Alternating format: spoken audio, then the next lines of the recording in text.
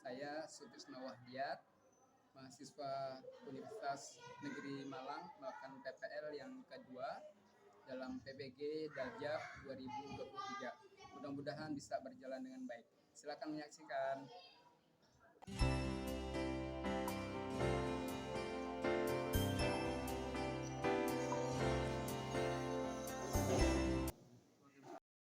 Assalamualaikum. Waalaikumsalam. Bagaimana kabarnya hari ini teman-teman? Luar biasa. Baik, hari ini hari Rabu tanggal 18 Oktober 2023. Mudah-mudahan kita semua dalam keadaan sehat walafiat. Baik, sebelum kita memulai pelajaran hari ini, pelajaran apa? Ilmu pengetahuan sosial. Baik, kita akan berdoa terlebih dahulu. Siap? Silakan ketua kelas Alif Doa mulai. Rabbi shrahli sadri wa yassir li amri wahlul 'uqdatam min lisani zidna ilma warzuqna fahma bi rahmatika ya arhamar rahimin. warahmatullahi wabarakatuh. Baik, terima kasih teman-teman semua. Hari ini kita akan memulai pelajaran ilmu pengetahuan sosial, tentunya akan melanjutkan dari pokok bahasan kita yang kemarin. Untuk membuat kita lebih semangat, yuk, masih ingat Mas Darul Fikri? Masih. Ya, oke. Bapak pandu untuk menyanyikan lagu tersebut ya. Oke, siap. 1, 3. Darul Fikri, sekolah kami, tempat mencari ilmu dan amal. Darul Fikri menjadikan kami penerus kita. Kami berjanji akan mengerti. Semoga Allah akan meridhoi semua di Darul Fikri.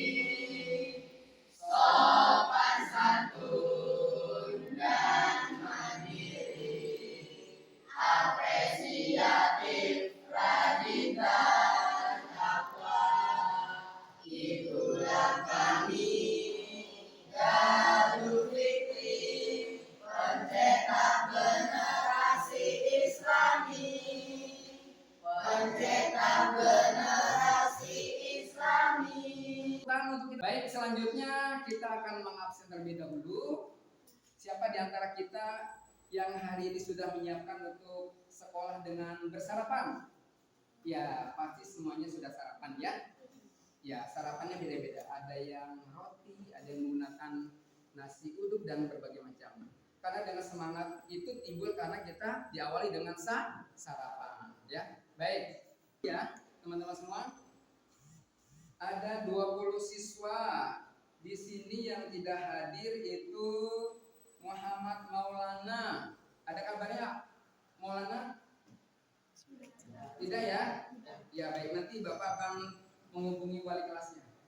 Lalu satu lagi tidak masuk itu Sri Purwaningsi.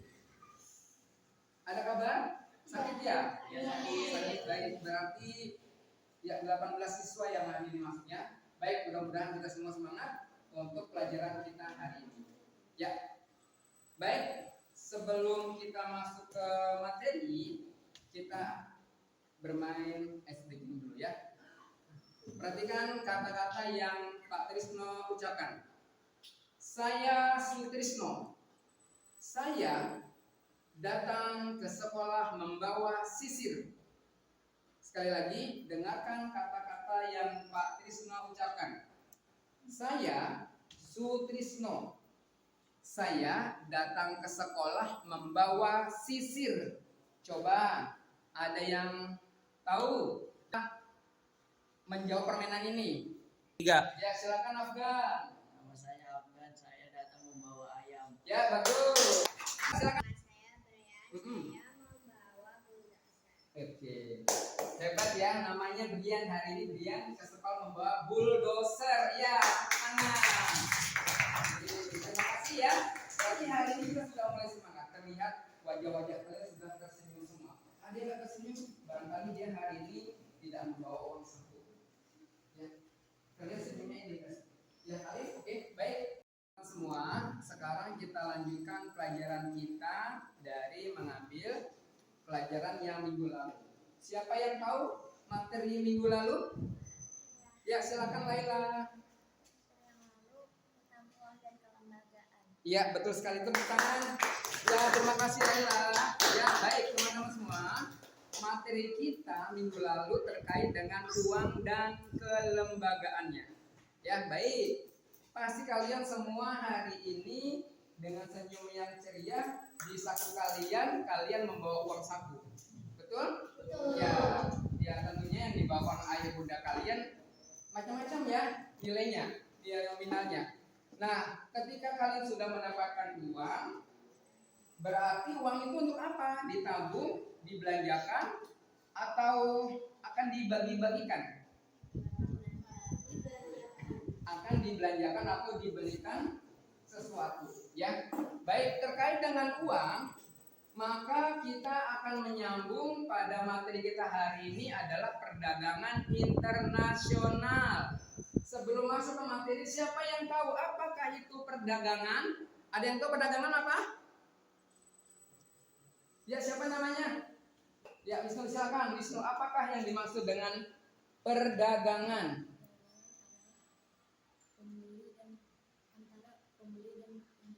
Ya, bagus. Ya, terima kasih Wisnu.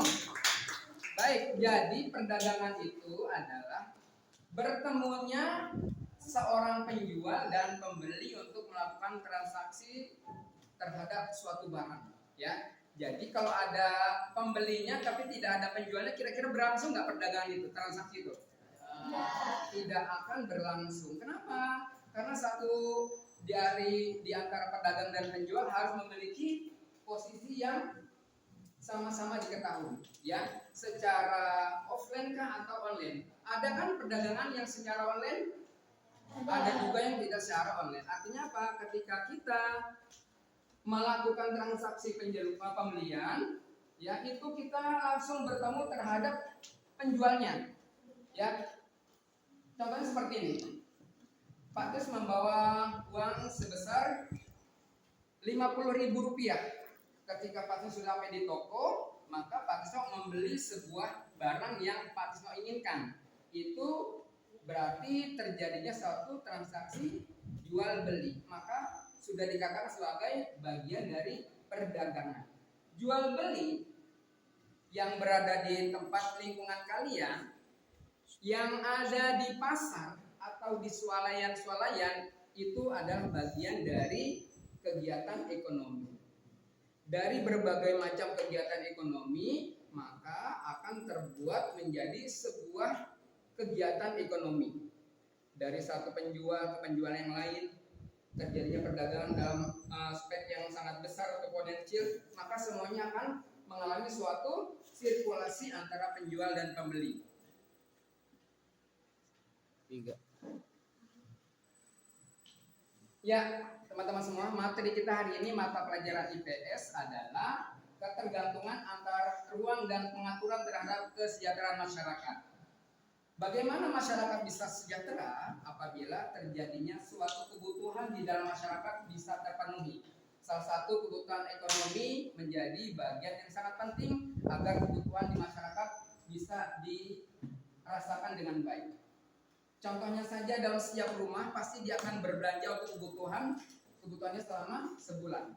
Entah dia akan berbelanja gula, kopi, beras, lauk pauk ataupun kebutuhan yang lainnya yang dilakukan pembelian dengan cara mendatangkan dirinya sebagai pembeli ke suatu pasar yang dijadikan suatu transaksi antara penjual dan pembeli. Baik teman-teman semua, bahwa semua dari transaksi tersebut tentunya akan berimbas terhadap perekonomian yang ada di Indonesia. Kok bisa seperti itu?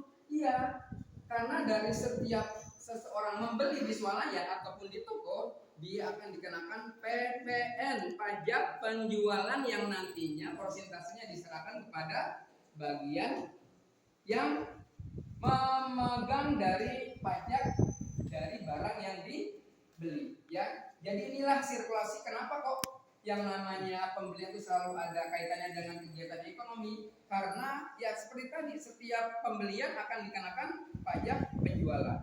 Ya, berapa biasanya kalau kita berbelanja ke swalayan akan dikenakan 10% dari produk yang kita beli. Baik, berikutnya.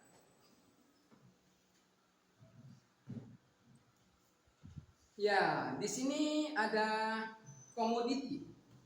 Baik itu komoditi kedelai, lalu ada juga kopi, ada juga barang-barang yang lainnya dijadikan sebagai alat perdagangan. Maka perdagangan itu bisa dilakukan secara offline atau bertemu langsung terhadap pembelinya atau penjualnya, atau juga penjualan secara internasional. Kalau dalam kurun masih di Indonesia berarti masih dalam rangka apa? Penjualan domestik yang tidak memiliki imbas sirkulasi beberapa tahapan-tahapan. Tetapi kalau sudah perdagangan internasional, maka ada bagian-bagian yang ikut bekerja dalam hal penjualan ke luar negeri. Ya, jadi impor itu adalah barang-barang yang masuk dari luar negeri ke Indonesia, tetapi ekspor kita memiliki barang-barang produksi karya Indonesia sendiri yang kita jual kepada negara lain. Contohnya apa? Seperti kerajinan, lalu batik, lalu suku bangsa kita yang begitu kaya menghasilkan apa? Tarian-tarian, berarti pakaian daerah, lalu juga rumah-rumah miniatur, rumah tradisional yang bisa dikirimkan ke negara lain yang pada dasarnya negara lain menginginkan bentuk-bentuk miniatur dari rumah-rumah tradisional yang ada. Setelah kita memiliki hasil-hasil produksi dalam negeri yang kita bisa jual ke negara lain, itu namanya kita mengekspor. Ya, tentunya mengekspor itu yang kita jual dengan nilai harga yang berbeda. Kalau kita menjual di dalam negeri, otomatis harganya adalah harga dasar dari produksi dan tenaga yang dikeluarkan harus dibayarkan. Tapi kalau sudah ke negara lain, ekspor berarti biaya-biaya itu akan bertambah tinggi. Ya, inilah yang menjadi pemasukan pada negara kita, bahwa ekspor impor itu harus dilakukan. Baik, lanjut.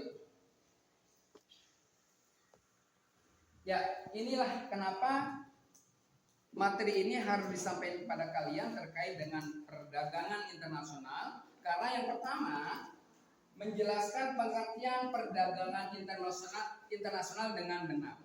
Ya, kalau tadi ya Wisnu sudah mengatakan bahwa